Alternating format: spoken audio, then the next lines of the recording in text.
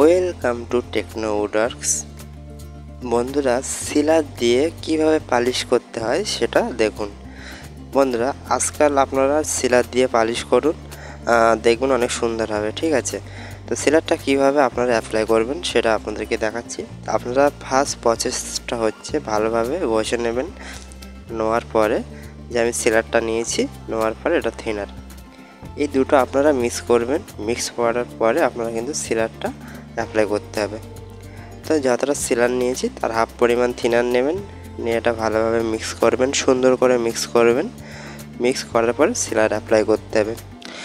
তো সুন্দর করে 5 থেকে 7 মিনিট আপনারা সিলারটা এইভাবে আপনারা ভালো করে মিক্স করবেন। মিক্স করার পরে সিলারটা অ্যাপ্লাই করতে হবে।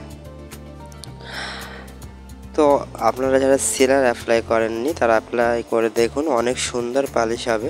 আর যারা সিলার অ্যাপ্লাই করছেন তারা তো জানেন, যারা সিলার অ্যাপ্লাই করেন না তারা একবার সিলার অ্যাপ্লাই করে দেখতে পারেন।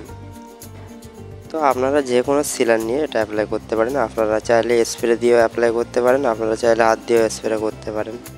ঠিক আছে, তো যেহেতু এটা এনসি সিলার, এটা হাত দিয়ে অ্যাপ্লাই করতে হবে, এটা স্প্রে দিয়ে হবে না।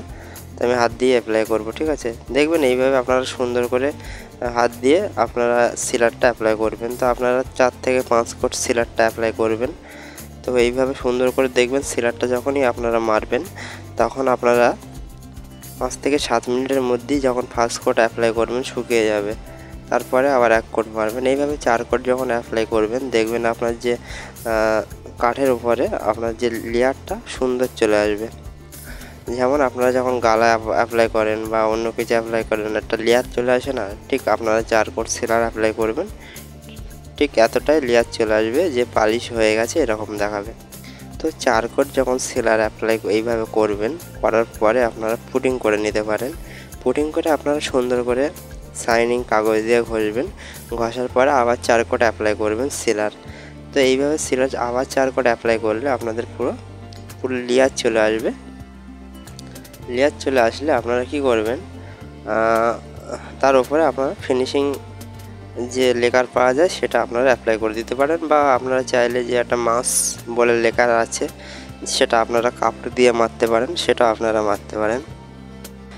আর যদি আপনারা চান যে স্প্রে করবো, তো স্প্রে কোনো লেকার আপনারা অ্যাপ্লাই করতে পারেন।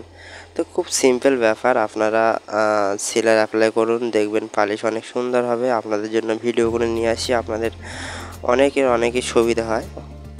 তো যাদের অনেকেই জানা আছে এই প্রসেসটা তারা তো জানেন, আর যারা জানেন না তাদের এই ভিডিওটার মাধ্যমে অনেক উপকৃত হবে।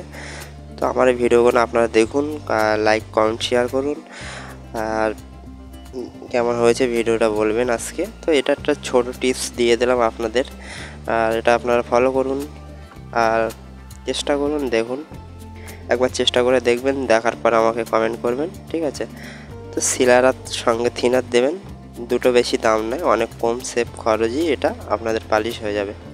তাই প্রসেসটা আপনাদের বলে দিলাম। প্রথমে 4 কোট, তারপরে আপনারা পুটিং করে নিতে পারেন, বা পুটিং করে যে রং ম্যাচিংটা করে নিতে পারেন। তারপরে আপনারা ফের 4 কোট অ্যাপ্লাই করবেন, তারপরে আপনারা গ্লেজিং মেরে দেবেন। ঠিক এই প্রসেসে করবেন। তো দেখুন আমার 4 কোট সিলার কমপ্লিট। তো এই ছিল আজকের ভিডিওটা দেখার জন্য থ্যাংক ইউ।